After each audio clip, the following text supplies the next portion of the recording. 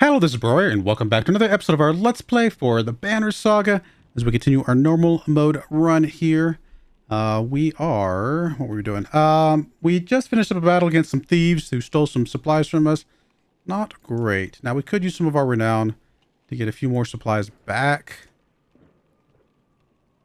I mean, I would love to save some renown. We might just do enough to leave 5 renown in here in case we can do something with that later on. Just get a few more supplies. I think that's probably okay.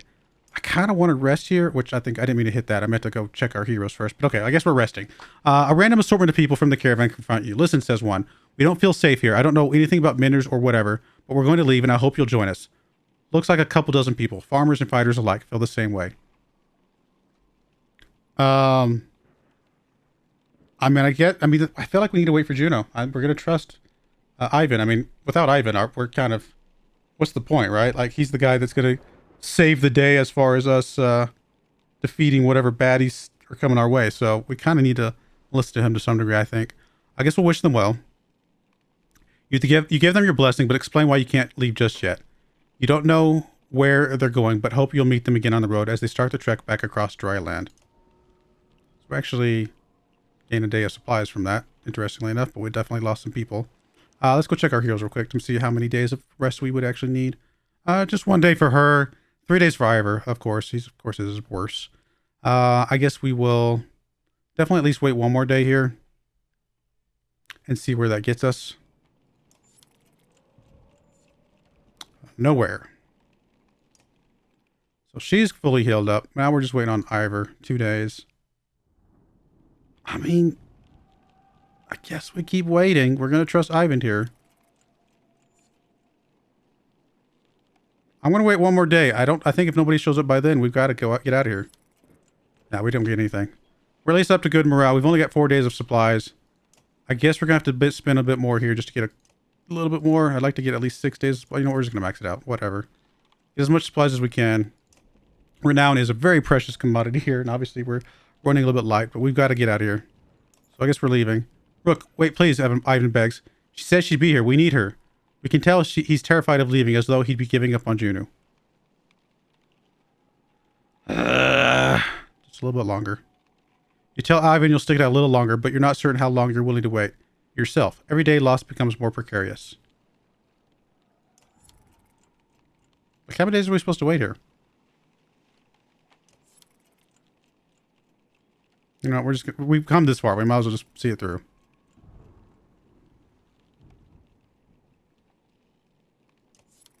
Nothing?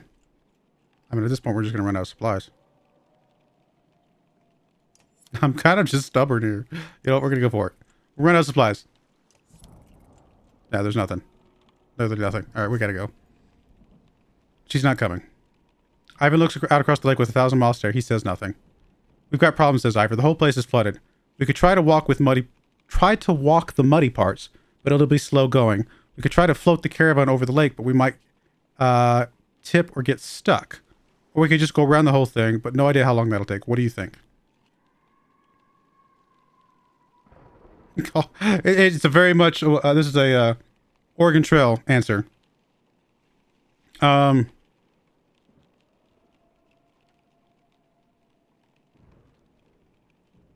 mean, none of these are good answers, right? They're all going to be bad. I guess we're going to try to float across. You spend some time rigging the wagons to float on water, sealing them with tree sap and whatever else you have on hand. The rest of the caravan finds anything it can to float on, small boats or makeshift rafts. Some swim. With a deep breath, you set off from the bank. You do your best to float the various ragtag... You do your best to float the various ragtag groups of your caravan across the muddy lake towards Moorsgard. Things quickly go bad. Between rafts pulling apart or people tipping into the murky water of the lake, eventually you gather everything up, but you've lost precious time and supplies to the bog. Well, we didn't lose any supplies because we had none left over. See, joke's on you. That's the best way to not lose supplies. Don't have any supplies. So we're going to start losing fighters and people because we don't have any supplies. But there's nothing we can do about it. Maybe we shouldn't have waited. Maybe we should have. Honestly, I didn't know. I didn't know what was going to happen. I can't remember. I think I've played through this once many years ago. I think I've said that before. But I honestly don't remember what I did last time I was there. It's alright. We don't need no supplies. A group of men with broad shoulders and thick cloaks approach the caravan. They might be outlaws, you hear nearby, and the idea quickly ripples through the clansmen. One of the strangers approaches, saying, "We've run out of food. Any help would be welcome." His hard eyes reveal nothing of his motivations. I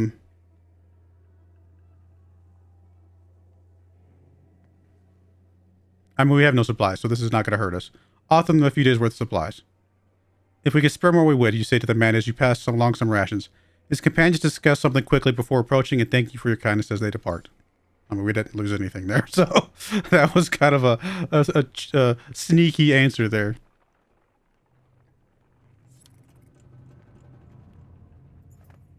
As you're about to head off to sleep for the night, Onif pulls you aside. "I have a couple concerns I wanted to speak to you about," he says. "In private, you find a quiet place to talk." "What's on your mind? How well do you know the people traveling with us? How many strangers are in the caravan now?" Who are you worried about?" "I've been watching folks since I joined you. Your companions from Skolgar, they're loyal. I mean, it seems pretty clear that they'd die to protect you. I suppose I'd do the same. What about the Varl? You don't even know half those warriors. You're telling me they have no problem following a man's orders now? After everything that happened to, at Einertoft?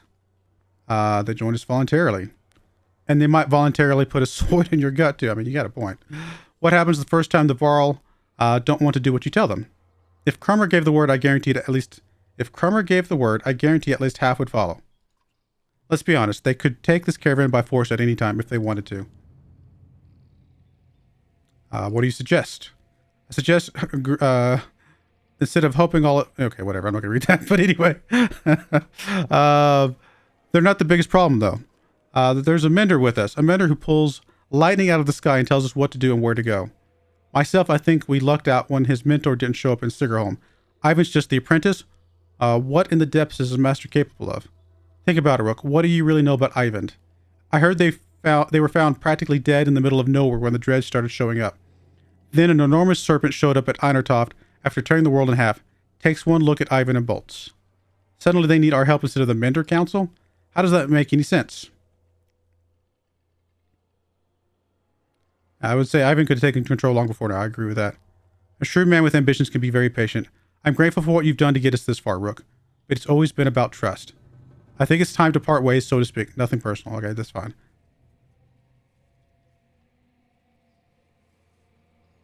Suddenly you gasp for air. When you look down, Onif is holding a knife buried deep in your ribs.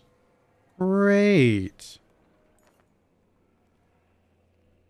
Your vision blurs and blood fills your sight. You gasp again. There's a bird whistle, and the camp becomes a blur of motion. Onif's fighters from Frostfeller leap into action, cutting people down. As Oddleaf turns to fire on the men, Onif runs her through and pulls the blade from her back without even breaking a stride. She drops like a sack of flour in one clean motion. His blade then takes Eigel in the throat before the boy can grab his shield. Onif heads straight for Olette, who freezes in unbridled terror. What just happened? You rise to your feet through the plain. Egel and Oddleaf are dead. Somehow you find the strength to cleave the nearest traitor in two, but you can't find the breath to shout. You think your lung might be punctured. Onif clutches Olette's wrist amidst the commotion, tosses her bow aside, and pulls her into the deep woods. Her eyes meet yours across the campsite. "No," her lips say, though you can't hear the words. A dozen men appear between you as Ivor steps into view, as fearsome as you've ever seen him. Okay. Well, that's just great.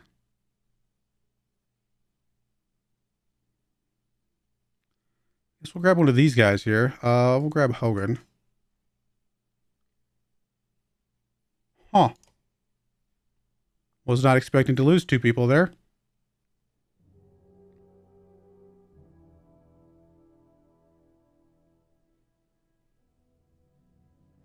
I don't think this is going to go well.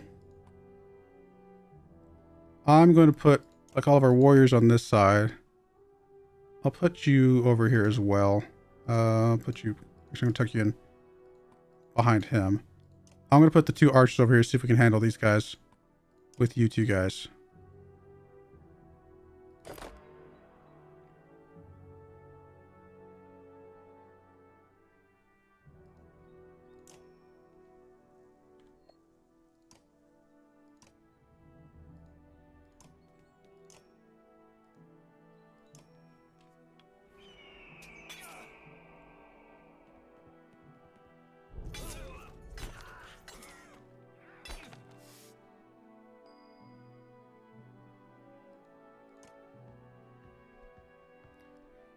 I think just doing whatever damage we can here is probably a good move.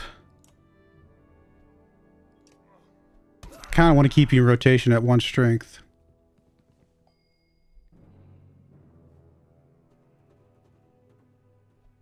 I can do 3 to that guy. I can come just step up and do 4 to this guy. 4 to this guy feels better. Actually, 6 feels even better.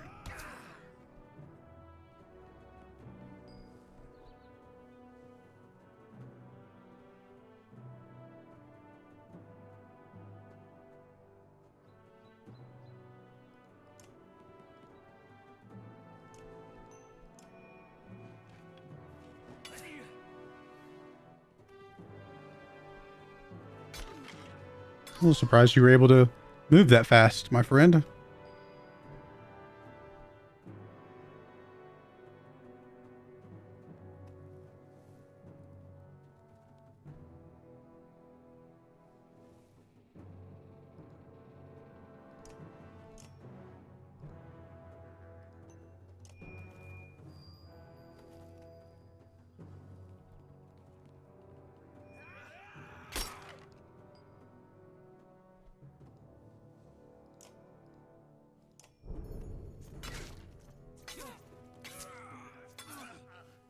I don't know if I meant to kill him, but that's all right.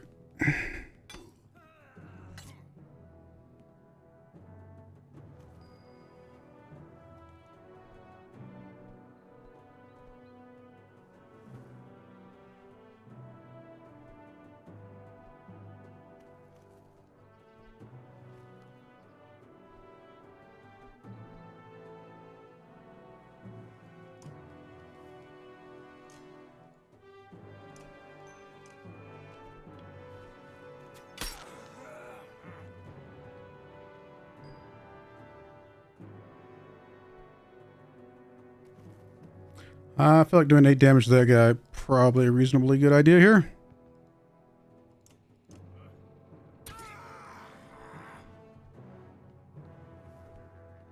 Oh, well, she's gone, unfortunately. I'm assuming... Oh, no, he didn't kill her. I guess we'll do some damage to the guy that's got 10 strength.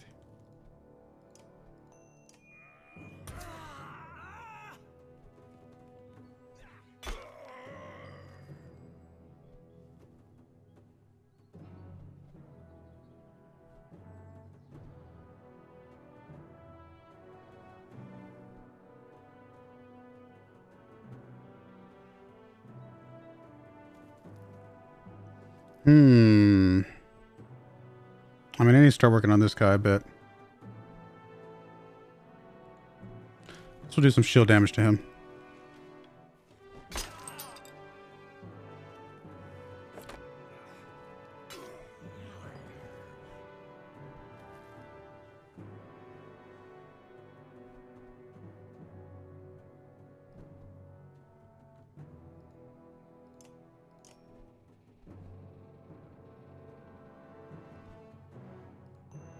This might end up damaging my guys, but I gotta do something here.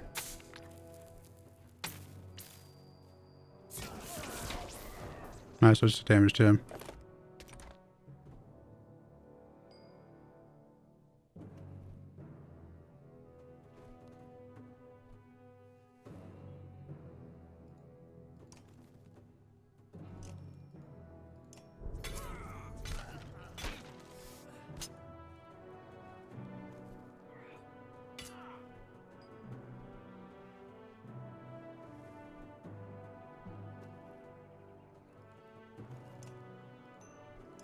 Alright, that knocks them down to 1. That's not bad.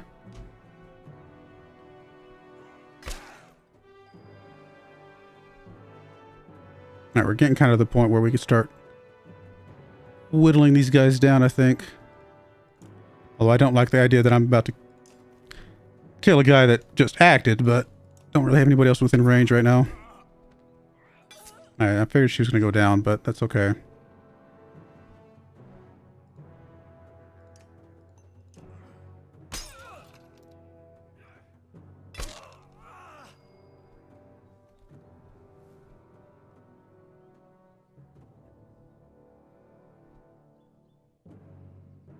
So we'll go after the guy with 3.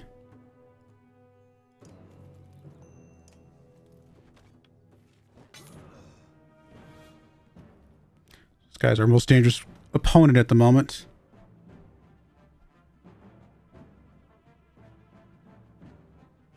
Alright, I think at this point we're just going to start knocking on some of these guys that are easy kills for us.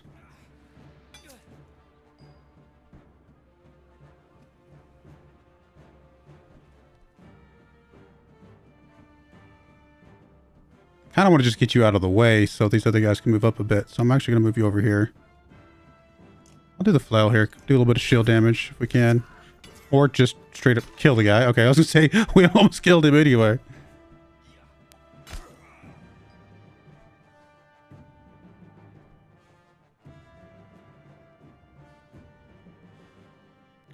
I mean, I guess we're going to scooch up and just attack one of you guys. I don't know if it really matters here. I think if we do a little bit extra damage, it might splash, right? Oh, it didn't splash. Okay. Unfortunately, we lost another person, but that's not the end of the world. Oh, we don't have anything for you. Let's get you a point. Get you killed off. Alright, well, at least this guy's going to be easy to finish. So we lost more than I would have liked, but I mean, considering the surprising, sad circumstances, I guess it could have been worse.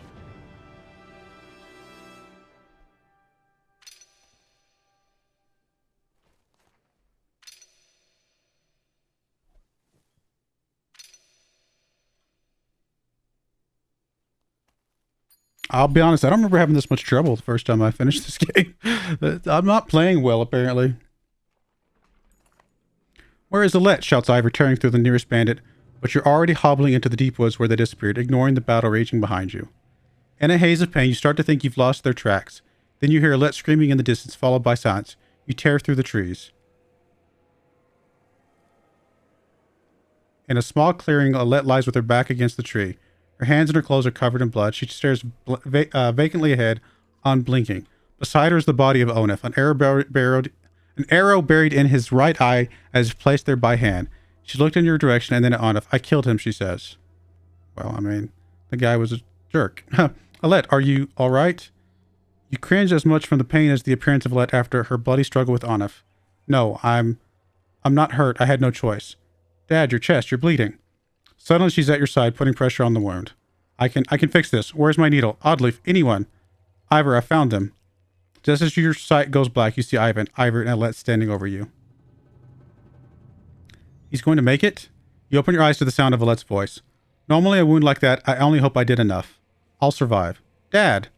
Alette stops herself from hugging your bandaged chest, pulling your head to her instead. The words come out easier than you expected. Oddleif? It's a good thing Ivan was here. Wait, what? It's a good thing Ivan was here. She's going to pull through, though it was a nasty wound. We managed to kill most of those traitorous guys, and the rest fled into the woods. There were a lot of people I couldn't save. You did everything you could, Ivan. Nobody expects you to raise the dead. Ivan frowns deeply, putting a hand to his forehead. Why did Onif do this, Rook? He was talking to you right before it happened. He had been planning it all along. That's probably true. I think that much is clear. Echo killed a good half-dozen of Onif's men by himself. He told me Onif was running Frostfeller the whole time. He left Frostfeller behind when he saw a better opportunity. Guess that relationship is over. Echo was always just the barking dog you put in the yard to find out who your enemies are. It was no accident Onif went after those of us from Skogar. He must have thought with us gone he'd take the banner and the rest would fall in line. Or at the worst, they'd take all the supplies for themselves and leave the rest as dredge bait. We have to be more careful. We can't just let anyone join the caravan anymore. Yeah, I guess we'll be more cautious. None of that changes the fact that Belor is out there somewhere following us. The swamp around Sigurd Holm might buy us some time, but we've got to keep moving. Your body aches all over, but Ivor's right. The road calls. The caravan is already starting to pack up camp. I mean, we definitely would like to rest. Let's go look at the heroes for a second. How bad are some of the... So where's Oddleif? Oddleif is only a day. That's not bad. I mean, we have no supplies, so it almost doesn't matter. But if we rest at least one day, it'll help a little bit with what we've got going on here. Let's go talk to some of these guys, though. Look who it is, still not dead. How are things, Rook? I can never guess with you, Eckel. I heard you helped drive off the traitors when Onuf attacked us. And it leaves me always wondering, what's your deal? It's not so hard to understand. Why don't you try asking instead of telling? Why didn't you warn us about Onuf? Didn't I? I mean, he probably did. How many times did I have to call him a traitor before you got the message? What'd you want me to say? Watch out, Onuf's going to murder your whole family? Yeah, kind of. He didn't fill me in on the details. He was always like that. In fact, I wouldn't be surprised if he tried to convince you to off me. But listen, I don't need to know, so keep it to yourself. Why did you stick with him? I don't know, Rook. Family makes you do weird things. You know what the worst part is? We became kin when he married my sister. She died of fever one night. But she didn't. She wasn't sick. He killed her. Oh, wow. I don't know why he did it. Maybe he just felt like it. I was so furious, I got so angry that I wanted him to beg. I could kill him without a second thought, but that wasn't enough. I wanted him to feel sick about it, puke his guts out. And somehow that turned into, over time, he never cared, and I gave up and did what he wanted. Don't know how it happened. But when I attacked you in Frostfeller, guess I'll just say it wasn't my idea. You're welcome to stay with us. Had no plans to go anywhere. So you're going to let me walk around with my own axe and everything? That doesn't mean I'm not watching you. I can accept that. You're a good man. All right, let's get going. You shake your head. Eckel steps away from camp. All right, let's go. Oddleaf, how are you doing? How is the wound? You notice Oddleaf wince as she rises to greet you. It's doing a lot better. When I saw it happen, I thought for sure, well, I'm really glad you would have missed me, Rook? She smiles. Without Ivan, that's all you could have done. Instead, you'll have to put up with my stuff a little bit longer. It still aches like you wouldn't believe, though. Oh, maybe you would. Heard you took a stabbing yourself. I guess things could have gone worse. How are you doing? I'm doing all right. Sometimes it's lonely since my husband died. I guess I'd say it's more like being alone, even surrounded by all these people. Not like I don't have enough to worry about, though. I'm glad to have a lad around. And you, Rook. What do you think about the caravan? You mean, should we start kicking people out? That's a tough one. Usually I'd be the first to give you a dirty look for suggesting it. On the other hand, I got a sword in my back. Oddleif thinks for a long moment before sighing. Don't send anyone away. Just make sure nothing happens to Alette. I'll let you get some rest. Okay, thanks. And I'll take you up on that. You know, you're welcome to keep me company. Oh, hello. When I'm a little more awake, I mean. I'll talk to you later. All right. I was like, well, wait a minute. We'll rest one day. I mean, we don't have any supplies anyway, so it's not going to really matter. And that should get most of the, or some couple of the guys fully healed back up. I'm going to bring Hogan out, bring probably Alette back into the mix. I guess Crummer has a promotion. Can we do that? It's 10, isn't it? Yeah, can't do that yet. We're one short. All right, we'll go with this. Let's head out. Still losing clansmen, still losing Varl. I mean, this is not great. This is a really bad situation that we're in, but we just don't have a choice.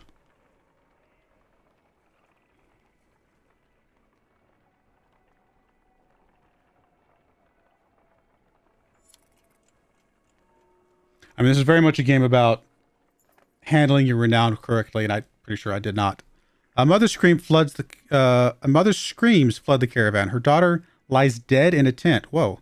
We all know who did this. She spits, staring directly at the woman who she scuffled with previously. Murder over marriage? In these times, something must be done. The accused woman remains silent. Let's investigate the death. A healer joins you in inspecting the young girl's corpse. An old infection, says the healer. No punctures, no choking, no poison. She died of disease. You report the news to the caravan. The mother admits that she had always known her daughter was ill, and everyone moves on. All right, interesting. Looks like we got another camp coming up.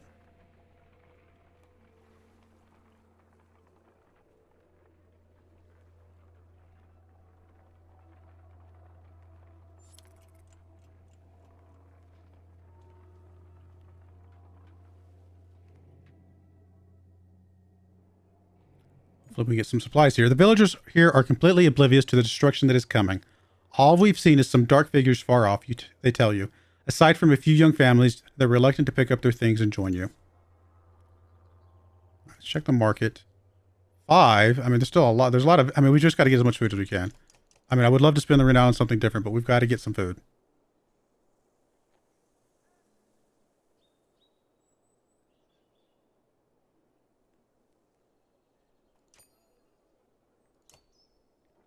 Morale is poor. I'm going to rest a day here. We might rest for one more day just to get him completely healed back up. I think that's probably okay. All right, so at least up to a normal morale.